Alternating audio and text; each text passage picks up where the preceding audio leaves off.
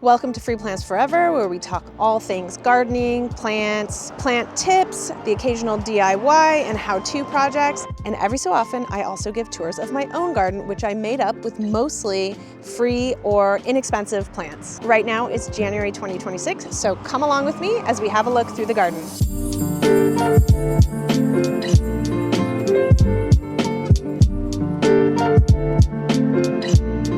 I live in coastal Southern California, so that gives a little bit of a clue to my climate. We have a pretty warm climate year-round. Summers have gotten hotter. They've gotten up to the 90s and 100s in the last couple of years, but for the most part, for year-round, we do hover around the 70s, so we are pretty lucky. That'll give you a little bit of a clue as to the kind of plants that we do have in my garden. It is winter right now. It's January 2026. Today's high, I think, was about 65 degrees Fahrenheit, so pretty mild. You can see I'm in a t-shirt. It's pretty comfortable. It can get kind of low at night. We do get occasional snow in our foothills from year to year, but for the most part, it is a pretty frost-free area. But one notable thing is we have gone through a couple of weeks of atmospheric rivers this winter. So around Christmas 2025, for a couple of weeks, we had a lot of rain. We have had a few atmospheric rivers over the last, say 4 years, but this year I think was record-breaking levels of water. So that has had a huge effect on the garden. The plants are really loving it. They're really happy. So I want to take you through and show you, especially compared to the last video I did was in November, which wasn't long ago. It was only 2 months ago, and it was before we had the rain. So it was kind of fall coming out of a very dry summer. So it will be great to see the difference that 2 months makes after you've had quite a lot of rain in a very drought-tolerant garden, and how these drought-tolerant plants survive, and hopefully they'll have drank up enough water to see them through the drier months. But come on, let's take a look.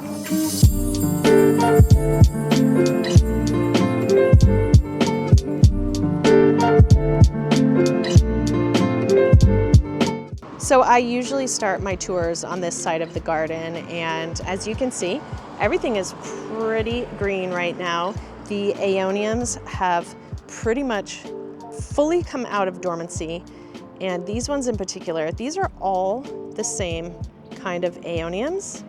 Those ones are not doing quite as well, and I suspect that it is a soil issue, some kind of soil deficiency. It could be the bird of paradise right above them. They're looking a little more stressed compared to these other ones. These are aeonium voodoo. They look really green right now, but in the summer they go really bright crimson red. And these are my Senecio blue chalk sticks.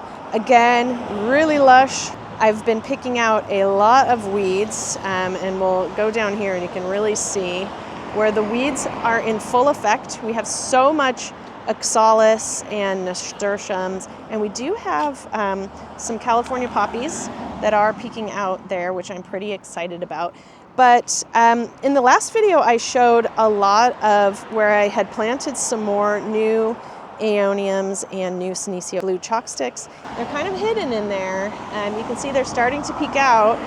And if I even kind of like peek through here, you can see they're in there. They're not getting a lot of light, so hopefully they will sort of make their way out of there. And what will eventually happen is once it dries out, all of these nasturtiums and these oxalis, they'll die back, and this will go completely crispy and crusty. But right now, and it's also funny, you can see our neighbors have a gardener, and he's pretty good with the weed whacker. You can see he marks the property line pretty well, where we just let the weeds kind of go. But it is sort of pretty, it's shady. We have a live oak here that probably needs a good trim, but it shades everything here, and everything here is pretty happy and lush and a little bit weedy, but overall it's okay. I'll move back here. All these agave attenuatas, they are a little bit more sensitive agaves. They don't like the really hot, bright sunshine. They do really well here in our coastal climate, and they love it here that they get, really bright indirect light. some are a little bit more shady, but when they get too much light, when we've had the heat waves, they will get sunburned. You can see that there. But everything is almost filled in too much. And I think that's one thing I do need to focus on this spring is kind of editing the garden. When we started this garden, my main objective was just to fill it out, and now it's almost too full. This is my dry riverbed, which I realized later when I designed it, it's actually kind of going uphill. If I had really thought about it, it probably should have gone that way for it to be a true dry riverbed to really direct water down the hill, but it's pretty and it's a nice little focal point. I talked about doing it for years and I finally did it. And I think I do want to focus more on this yard, add some more boulders and a little less plants. And it's so hard for me to edit because all of these plants kind of feel like my babies and I've found them from different sources, and it's time to cut them back and leave them on the street corner the same way I found my plants. But yeah, so we kind of moved from the green lush corner to this corner that gets a lot more heat and direct sun, and so that's where the aeoniums and these aloes, they're a little bit more colorful because they are a little more stressed in a good way. This is euphorbia sticks on fire. You can tell this one gets a lot more direct sun than those ones up there. They still have the nice bright colors, but the more direct warm sun gives them those bright colors. One thing that is a big change here, this is an agave blue flame that I found abandoned on the side of the road. It had overgrown someone else's yard. And I said in my last video that I suspected it may be about to death bloom. And sure enough, if we take a peek inside, that is the beginning of a death bloom. So on one hand, I'm kind of sad because it is such a centerpiece focal point of this yard. It looks so nice in the corner there, but I suspect that we may get little babies out of it, and it will take probably 4 to 5 months for its death bloom to really fully come out. So we'll get to experience that, and I'm gonna sort of capture the magic of that on video as well. So we'll move across the driveway over here. This side of the yard does not have irrigation, so in the drier months this just looks really crispy and crusty, but like I said, with our atmospheric river, we had so much rain, and these aeoniums, look, they're completely overtaking the aloes that are in there. This is another type of agave that I found a little pup on the side of the road, and it's pretty happy there. In fact, it's so happy it's got several little babies, more pups coming out that we will either plant somewhere else or give away. And in fact, I kind of want to get rid of them sooner rather than later and let this plant thrive on its own. And that can become the centerpiece of this corner. These types of agaves do a little bit better with more direct hot sunlight, so it's pretty happy here, and everything looks filled in and lush, as well as these Senecio blue chopsticks. This side of my yard, in previous years I had this as like an amazing wildflower landscape, and I just haven't really had the time to focus on it. And it is also a little bit of a gopher haven. I've just realized these gophers are really having their way with it here. We do have some wildflowers, but eventually I do have plans to make this much more of a native plants and a native wildflower meadow, because it looks good now, and then once the summer heat kicks in, it looks pretty bad. And this is a volunteer Pride of Madeira that I kind of hate. So we'll have to get rid of it. The blooms are all spent. They will get new blooms in the spring, and the bees love it, but I'm not a fan of this plant. And it gets so big so quickly. That was a tiny plant maybe about a year ago.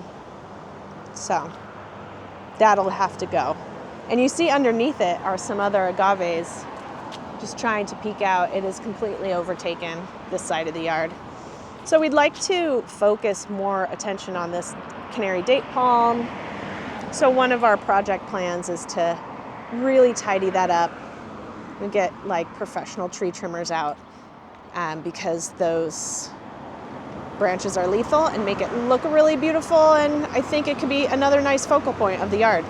So I realize I've kind of got a lot of overgrowth going on. On a plus side, that's one of the nice things about having the rain, that everything is lush, blooming now, but a little bit too big. So we'll move back towards this garden, towards the front, and oh my gosh, nasturtiums everywhere. These are like crazy weeds. And all the aeoniums are really filled in. So almost everything here, instead of being the bright, multicolored hues that we usually get in different times of the year, everything is just green and blue, which is beautiful. And that's one of the whole points of the different seasons of the garden. It's nice, but yeah, everything is just a little bit too big, a little too packed in. I can appreciate it for now, and then we'll have to find a time to cut it back. November is usually a great time to cut things back, and I think I was just really busy with life and work and running this channel. But this blue agave Americana, I mean, it is so huge. This started out really tiny when we first got it, and it is completely taken over in a good way. Again, it's a complete focal point of this yard, but it is a little bit lethal, and it's made it really hard to fit anything else in. So that's what I mean by editing, is kind of deciding what stays and what goes. Everything here was planted by me, and I had kind of a vision of like things that were low and they were in a pattern, but at the same time I like the idea of things looking a little bit wild and natural, so a kind of a mix. These Senecio blue chalk sticks, they're looking really long, a little leggy, and it's because it's been winter and we haven't had as much sunlight, so they're looking a little stretched and not so great. You can see if you like look in here at older growth, the leaves are usually shorter, and then when it's looking for more sunlight, it goes really long and leggy. That's what most succulents do when they aren't getting enough sunshine. So we'll look back this. This is my kind of newest, one of my newer beds that I've put in here. This is a really pretty aloe. It's getting overgrown. I think that part needs to cut back. I chop it down every so often, and then it kind of explodes with growth. And then this is another really pretty variegated agave. Again, it's really happy here. It's about doubled in size compared to a year ago. It's overtaking this little Opuntia cactus that's under there. So I think I'm going to have to move that. I have an agave perii, or artichoke agave. I work at a college, and the college campus has obviously landscaping people, and you know, they will chop these things out when they pup out a bit too much. So I have been more than happy to collect those pups and rescue them from the compost bin. They're really happy in here, but this may get a little bit too big. We will see. This is a really lovely torch cactus. It only had 2 or 3 little stems when I bought it. I'm pretty sure I bought it at Home Depot. And it gets the most beautiful fluorescent pink flowers in the spring. So this is one of my favorites, and it's pretty happy there. I've got some more aloe varieties in here and some more euphorbias. They're just looking a little bit overgrown from this angle. Everything is, and my path as well. I mean, you can barely make out my path. So we've got some more aeoniums. These are a variety of aeonium kiwi, or a smaller, more bushy aeonium. I have another little euphorbia, cattail euphorbia, that I got as a broken piece at Home Depot, and it grew little stems and it rooted, and it wasn't really very, for 2 years it didn't grow. So I figured it was time to just put it in the ground. This is definitely not where it's going to eventually live, but I figured this was a good spot to test it out, because everything that goes in here gets really overgrown, so it must be good, right? Including this Crassula golem, Shrek ears as they're known. Those were little tiny things. Oh my gosh, the nasturtiums are just gone crazy.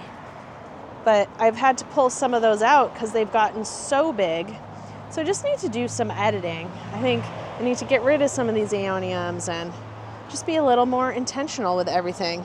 If I wind it back over here, we have another agave blue Americana, which I think I mentioned in the last video. It's gonna have to get removed because it's going to overtake this part of the yard, which again, it's Shady weed central. So the nasturtiums have completely taken over. There's another agave there, you would never know it. Lots of aloes. They're just completely overtaken, but I had to just step over this big pile of nasturtiums. And they're fun. I have a love-hate relationship with them because they are really invasive. They do take over. They seed themselves like absolute crazy, but at the same time, they are really pretty. You can eat them. The hummingbirds love them and the bees. So, you know, I try and kind of keep them a little bit at bay. I pull out a lot of them, but they just keep coming back every year. Mosey on back this way. We have a rock purslane that in the spring will get lovely pink flowers. That has like really overtaken here. There used to be a path this way, but right now it's just weed central. But we do have some death blooms growing on. This is an aeonium death bloom. There's an agave, foxtail agave attenuata in its death bloom. Here's another aeonium death bloom. You know, that's what happens. Here's another one that's about to happen. Incoming death bloom. But I don't worry about it too much because, you know, once the bloom is gone, you cut all these other pieces off and you get more out of it, so it's okay. Yeah, we've got these lovely little, they almost look like little, here they are, like little orchids from this. This was like a tiny piece I found broken in a parking lot of a shopping center, and now it's taken over everything over here. I liked the idea of this looking a little bit like almost like an underwater coral reef, and it certainly is doing that. Back here are more of these little aloes, more aeoniums, a lot more weed. So it's really hard for me to get back in there because everything is so overgrown and big. This is a kalanchoe that has gotten so big. It's overtaking this. This is another euphorbia. I believe it's called a Thai crown of thorns. It gets some nice kind of cool red flowers, but I need to cut these branches. It's getting its space overtaken. But all this lovely sedum ground cover. We've got some more aeonium kiwis. I usually throw those in there because I'm like, I'll just put them there until we see what happens. On the ground here, these are all plants that I pulled out recently, and I was planning on using them as a giveaway. I recently did a challenge for the American Cancer Society. I did 12 days of 5Ks. So I did 12 5Ks in the month of December, and I was planning on giving away plants to anyone who sponsored me, and nobody did. So they're still here. My challenge is still live. My GoFundMe is still there. So who knows, if you sponsor me, I'll give you some free plants. Seriously. So moving over to this lovely little succulent tapestry. Everything in here is so happy with the rain, and they're just filling in nicely. This spot, you know, it can start to look a little grubby when the leaves fall down on it, but right now it's looking good. This is one of my favorites, Echeveria lilac frost. We've got a lot of sedums here, some more little echeverias, and another really weird euphorbia. And yeah, the aeoniums have completely taken over. as have the nasturtiums. So what happens is when it gets dry, those nasturtiums start to dry out and they look pretty terrible. But speaking of nasturtiums, I mean, look at this. Let's back up a bit and look at this. This is just, I didn't plant these. These are all volunteers, and I've pulled a lot of them out, but they just keep coming back. So you can see like this, I'm constantly just yanking these out. Like, please just go away. And what do? They keep coming back. There's more weeds, euphorbias. They keep coming back. So it feels like fighting a losing battle, but that's okay. Back here, I've added some more agave attenuatas, and we have some little variegated ones that are not really getting enough sunshine. That's one of the downsides of these nasturtiums is they do block out the sun for these succulents, and then when you do finally pull them out, the succulents get sunburned. So hopefully that won't happen. We've got a few little plants I've potted up. I'll just go back here briefly. We've got some, I think these are called tree aloes. They're kind of like a climbing aloe. They don't really climb. They more like lean on stuff, but they're kind of fun. They're blooming right now. The hummingbirds love them. Another little bed of aeoniums, and these are Graptivaria Fred Ives, and a big pile of aloes and crassulas. So everything is just so filled in and green. It's unbelievable when I think back to what this garden used to look like when we first moved in. So there we go. That's that side. This is another side I've featured recently. This bed of succulents got planted in here a little over a year ago. I've added my broken pot succulent, and I have the tutorial of how I did that. And everything here has really loved the rain, almost too much, because once again, these aeoniums are taking over and they constantly need to be pulled back. But everything's filled in, and they're just not getting as much crazy sunshine. So these are called copper tone sedum. They're looking really green because they've had so much water and not so much sunshine. So once things dry out and these get more heat and direct sunshine, they'll turn really bright yellow, orange, copper tone. This is one of the original succulent tapestries, and it goes through waves of looking good and looking bad. Our aeonium kiwi, always looking lush and beautiful. Again, that started from a couple of clippings that were just stuck in the ground. And my succulent log, which you can barely see anymore because it has been completely taken over by these aeoniums and crassulas and a little bit of ice plant. It's an ongoing project, rotating the succulents there. The fairy garden is completely taken over with weeds, but it does look pretty magical, so we're not too stressed out about it. Looks like we got some powdery mildew issues on this crassula, so that might need to just come out because I don't want it to transfer to my other succulents. But yeah, there's our cute fairy garden. Everything here, as usual, looking just super overgrown, really, really lush. I've been meaning to pull a lot of these agaves out because they're really overtaking the whole space. And that's that side. On this corner of the yard, it's interesting. You can see it gets a lot more kind of bright, direct sun because the succulents are orange. And also maybe them being in a pot, they're not getting that deep soaking the way the plants in the soil are getting. This pot's looking pretty happy. I've got my sunburst aeonium. That's another Graptivaria Fred Ives that's looking really cool colors. We've got some more ghosties down there. And you will not believe the change over here is pretty crazy. So this was Hillside of dirt, I will call it. And now it is looking so lush.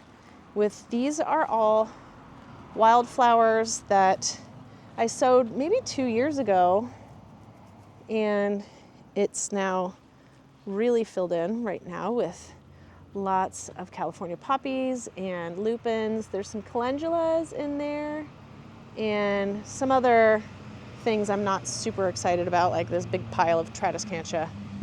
And then we have lantanas. Everything has just loved the rain. So now that the rain is gone, we have to keep an eye on it. I can see they're getting a little bit more sun stressed. There's a little more shade up there. And also the gophers are back. So we need to take care of that. Gopher issue is always ongoing. It's almost like a cartoon. They will literally pull plants in. I saw one of those lupins. I could see that a gopher was eating it, and then it was completely gone, just disappeared. Up here as well, we have some native plants, native California plants, which I'm pretty excited about. We bought a lot of them from our local botanic garden. So knowing this hillside had erosion potential, we wanted to put some California natives. So we have a little manzanita there. This is a buckwheat. It's off season, but it will get completely covered in white flowers, and it has seeded so many babies around there. And we have some salvia over there and a Matilaha poppy.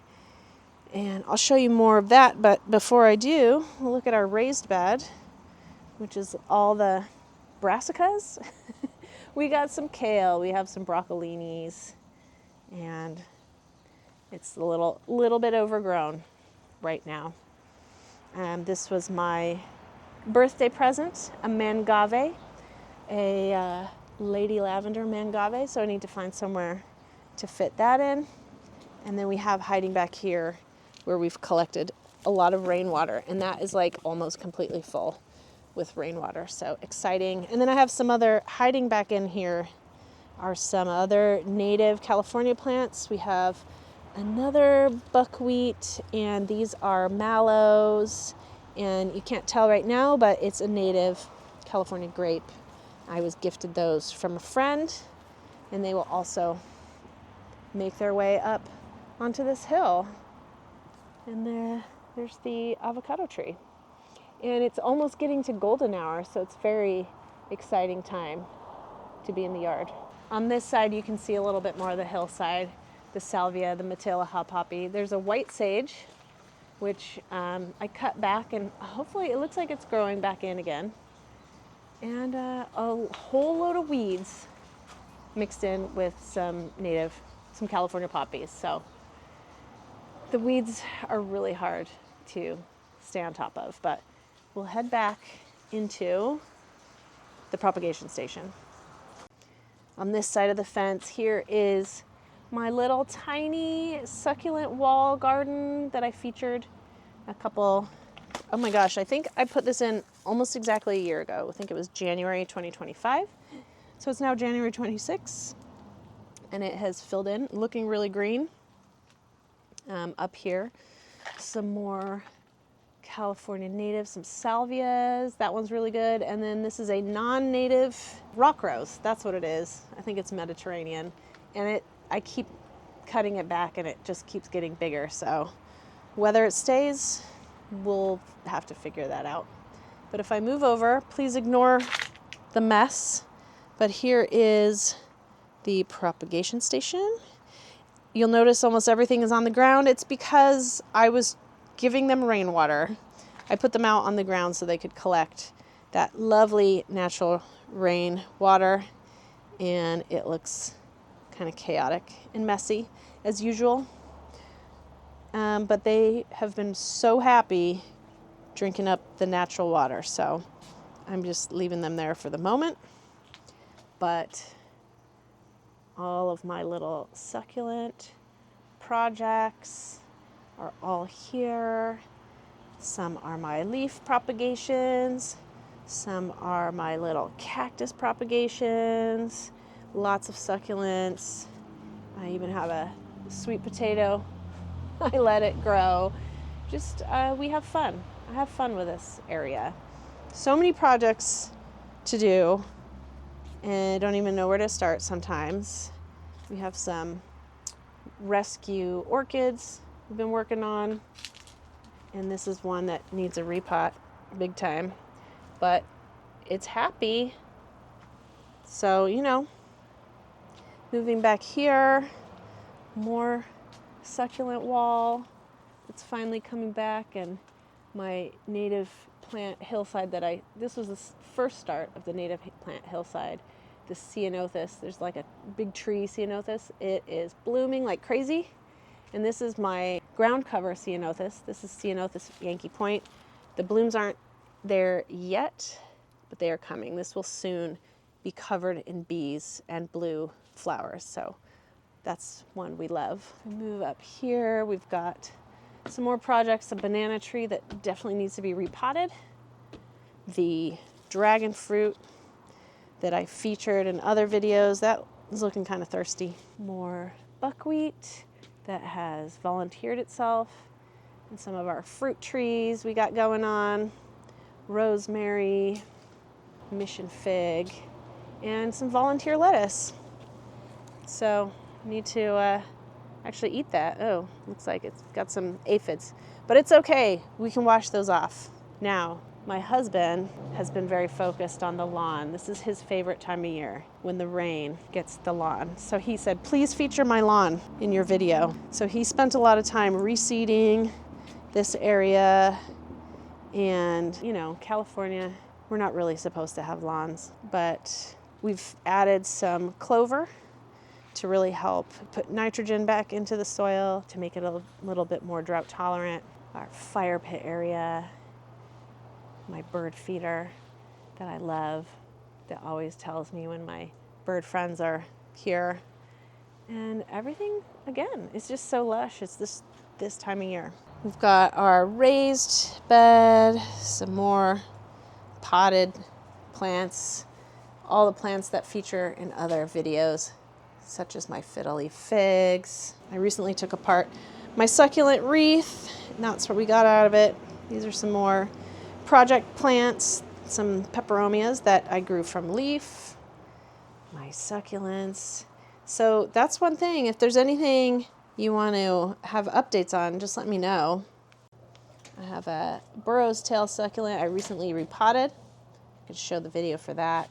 A lot of my succulents, that's where they're at. Over here we got our little Vigo raised bed, and it's winter, so got some new broccolis coming through, and I have a sage. I need to fertilize this, and some daffodils. My husband's Irish. We lived in Ireland for many years, so daffodils reminds him of home. And this is a volunteer geranium. This was like a tiny little piece I found in the yard, and I popped it in here, and it's gone pretty crazy. We'll give you the full tour this time. Here's a little elephant ear. When I say little, it's a big elephant ear. These were actually from Costco, not only the pots from Costco, but the bulbs from Costco. And then I added in some more succulents. They're not usually plants that go together well, elephant ears and succulents, but man, it has been loving the rain. And the succulents are way green and overgrown because they're probably getting too much water. I need to take some of those out of there. My banana, and again, also loving the rain. We got some kind of interesting orchids. I forget the name of these kind of orchids. I found this on the side of the road years ago, and it needs a good repot. It's like way overgrown in there, but it loves this spot here. It's kind of really, this is south facing. This is the south. If you look up here, actually, you can see we've got ocean there. Where I live, the ocean is south. I know that seems really weird, but yes. The sunset is setting over there. The west is that direction. The ocean is south. If you look at a map, that'll give you a clue as to where we are in California, that the ocean is south. But yes, this plant loves this spot here. And we've got another project coming up, roses. It's time to cut these back. I was recently given some really detailed information on how to have the best roses ever, so I'm planning on doing that. And yeah, I have a plumeria. Again, it's winter, so it's in its off season, but it has some blooms coming. This has been so much happier since I repotted this, but it did get some kind of a pest issue, and I actually found a solution. I can talk about that in the next video. And then I don't know if I've ever really shown this part of the yard. This is our putting green. And we got some potted plants.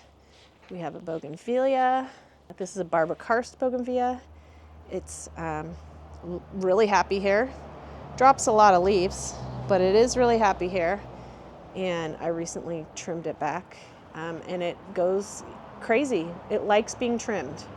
So all of these new flowers are from rain.